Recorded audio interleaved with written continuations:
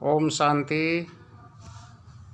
आज हम प्रकृति के प्रकोप, पाप और श्राप से मुक्त होने के लिए आध्यात्मिक जागृति आवश्यक, इस विषय पर एक विचार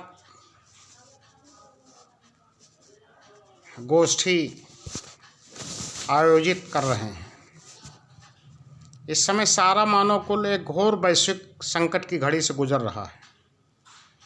अमीर गरीब, शिक्षित अशिक्षित, छोटे बड़े, स्त्री पुरुष, देश विदेश, धर्म संप्रदाय के भेदभाव के बिना कोरोना की बीमारी के कारण मृत्यु का तांडव नृत्य हो रहा है।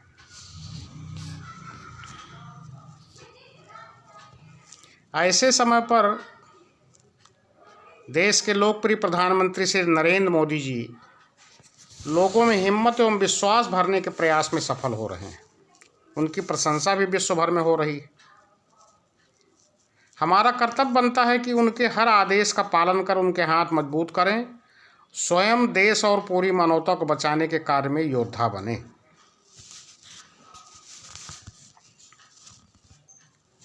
मनुष्य अपने कुल का विनाश करने के लिए स्वयं जिम्मेदार है। इस बीमारी का मूल कारण मेरी दृष्टि में मनुष्य की अनियंत्रित लोभ एवं भोग वृत्ति है। इसके कारण वह लंबे समय से प्रकृति, पर्यावरण तथा मूक पशुओं की, पक्षियों की क्रूरता और हिंसा करता चला आ रहा है। उनके दुख के वाइब्रेशन से ये प्रकृति कुपित लग रही है। भले ही सभी धर्मों में जीवों के दया करने का, अहिंसा का उपदेश दिया गया है, इसके बावजूद प्राणियों पर हिंसा की मौन स्वीकृति प्रकृति को भी विचलित करती है। धर्म का दुरुपयोग करके स्वार्थ और स्वाद के नाम पर जीवों को हिंसा का लंबे समय से शिकार बनाया जाता रहा है। बुद्धिजीवी मनुष्यों द्वारा जानवरों पर हिंसा को कानूनी मान्यता देकर सहमति प्रदान की गई। इस समय मनुष्य स्वयं मृत्यु की आहट सुनकर भयभीत एवं चिंताग्रस्त है। स्वार्थ लोभ के वशीभूत मनुष्य हवा, पानी, धरती से लेकर आसमान तक को प्रदूषित करके उसके मूल स्वरूप को खतरे में डाल दिया है। अपने मूल धर्म, शांति, प्रेम, सद्भावना, समरसता इत्यादि को भूलकर देह अभिमान के कारण, अहंकार के वशीभूत होकर हिंसा की प्रवृत्ति के कारण जीवों का भक्षण करना मानव ने जैसा अपना अधिकार समझ लिया है। इस समय मनुष्य असहाय बनकर इस बीमारी से मुक्त होने के लिए प्रार्थना और उपाय खोज रहा है।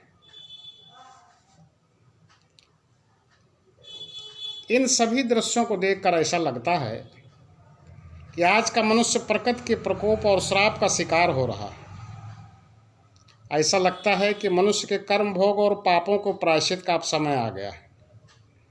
मूक पशुओं, जानवरों, पक्षियों और प्रकृति के दुख के वाइब्रेशन मनुष्य को कर्मों की सजा और दुख का अनुभव करा रहे हैं। यह दुख प्रकृति, पशु पक्षियों एवं जलचर प्राणियों के श्राप के कारण ही उत्पन्न हुआ है। इसलिए आध्यात्मिक जागृति आवश्यक है। हमारे ऋषियों, मनीषियों और ईश्वरीय शिक्षाओं का उल्लंघन कर देहाभिमान और स्वार्थवश मनुष्य पाप कर्म कर रहा है। मनुष्य बुद्धि इस समय धूर्त बुद्धि, पत्थर बुद्धि, हिंसक बुद्धि और विनाशकारी बुद्धि बन गई है।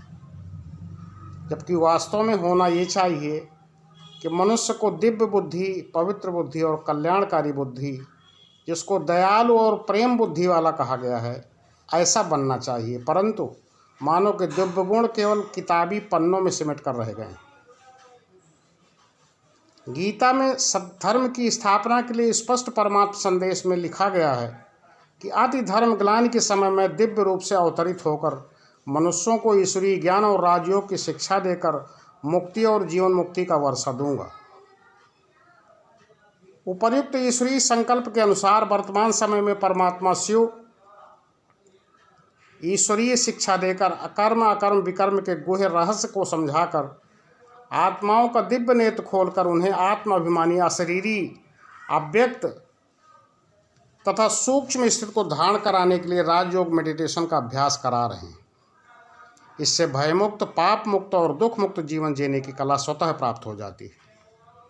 सभी मनुष्यात्माओं को ईश्वरीय शिक्षा एवं राजयोग मेडिटेशन सीखने के लिए ब्रह्मा कुमारीज ईश्वरीय विश्वविद्यालय में हार्दिक ईश्वरीय निमंत्रण है। यही वर्तमान समय के अनुसार ब्रह्मा कुमारीज की वेबसाइट पर जाकर के इस संबंध में अधिक जानकारी प्राप्त की जा सकती है। अपने जीवन को भयमुक्त, रोग मुक्त, चिंता मुक्त एवं सुखमय और शांतिमय बना सकते हैं। यही हमारी सर्व के प्रति शुभ कामना है। यही समय की पुकार है कि हम अपने जीवन में दिव्य आदर्शों को अपनाएं, नैतिक मूल्यों को अपनाएं, जिससे हमारा ये जीवन सुखमय हो जाए, इहलोक और परलोक दोनों हमारा सफल हो जाए। ओम शांति।